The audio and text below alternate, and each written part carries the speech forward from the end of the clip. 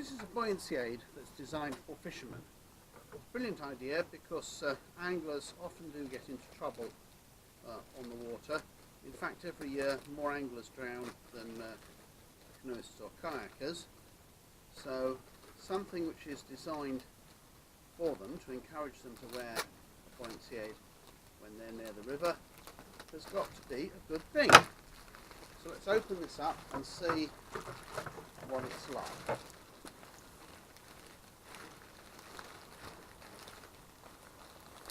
This incidentally arrived a lot quicker than I was expecting. I was told it would be here till 23rd of August, and here it is today, and it's only the 2nd.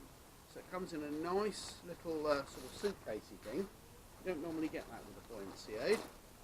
And here's the buoyancy aid itself. Now they do two versions of this. They do a red version, which is better for being spotted, and they do this sort of camouflage version, which is perhaps the one that's going to appeal to anglers a bit more because it's a little bit more unobtrusive, and often anglers feel the need to hide from the fish. I don't know whether fish can see anglers or not, but they feel the need to, so obviously it's a good idea to provide the capability. Now the first thing you'll notice is there's a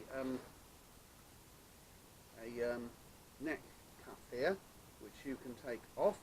Now that will help to keep your head out of the water if you fall in, but if you're doing something active, like if you're canoeing or kayaking, which you might be doing either as an angler or as a canoeer and a kayaker using this thing, then one of these things across the back of your neck can be quite uncomfortable. So the fact that you can remove it is a good idea. The buoyancy aid will work fine without it. It's only a small amount of buoyancy aid there, but it would just help to keep your head up a bit.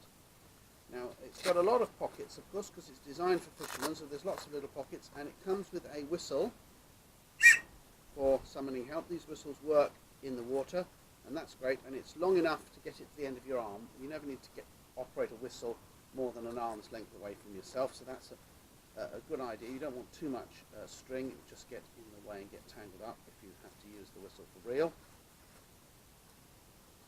There's a zipper pocket here, and another one on this side.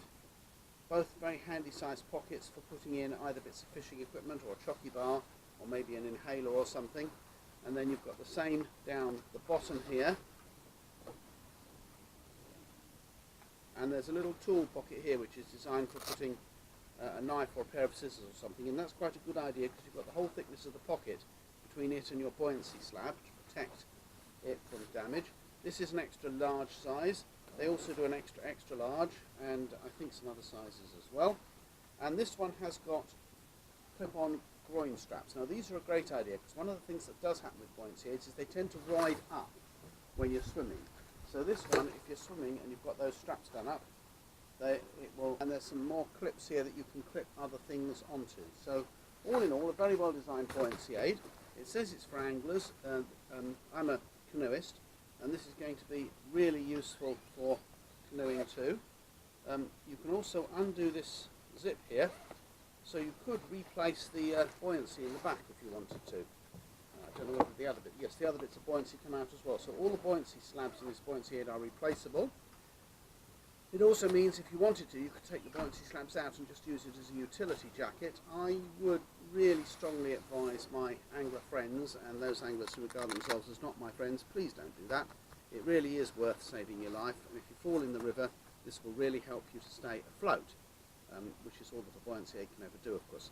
I'm hoping to get out for a paddle sometime soon, now that this has arrived, so that I can test it on the water and in the water, because I always like to test buoyancy aids by jumping in the river and floating around in them a bit. So hopefully we'll be able to do that, and add that to the video, and then write a review. At the moment I'm liking this, it's looking quite comfortable, and I'm liking the fact that the under the crotch straps unclip, so they're a lot easier to do up than the ones on children's buoyancy aids that have to go through a couple of loops, which always strikes me as being a bit dodgy. There we are, that's about right.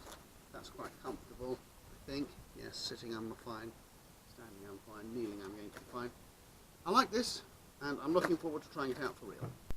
So here are some photos just as we've finished paddling, and we're about to do some other trying out.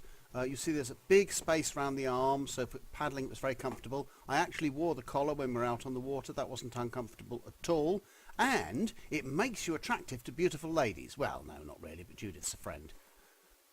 So we finished paddling. Now it's time to jump in and scare the swans. No, I don't think they were too bothered really, and as you can see I hardly went under the water at all.